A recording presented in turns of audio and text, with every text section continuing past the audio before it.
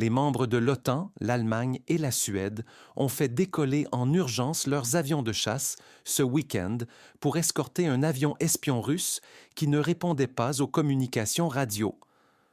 Sur une photo partagée par les forces aériennes allemandes, un Eurofighter Typhoon est visible en train de voler aux côtés d'un avion espion soviétique, un Il-20M, utilisé par les forces aériennes russes.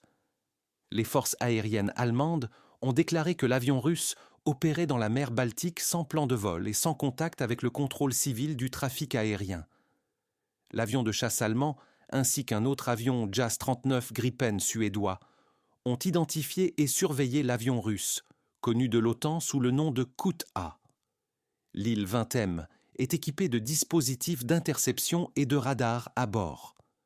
Les informations qu'il recueille peuvent être utilisées ultérieurement pour l'identification rapide des plateformes ennemies et pour la mise en place de contre-mesures efficaces.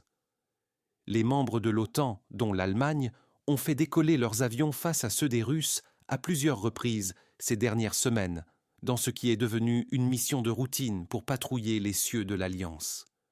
Le ministère russe de la Défense n'a pas encore commenté cet incident récent.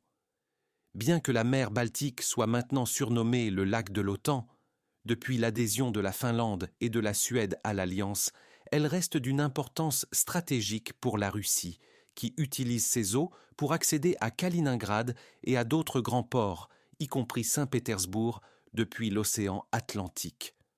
Le mois dernier, les avions de l'OTAN ont observé, mais n'ont pas interféré, lorsque 2 navires de guerre chinois ont emprunté des trajectoires dans la mer Baltique pour atteindre les côtes russes.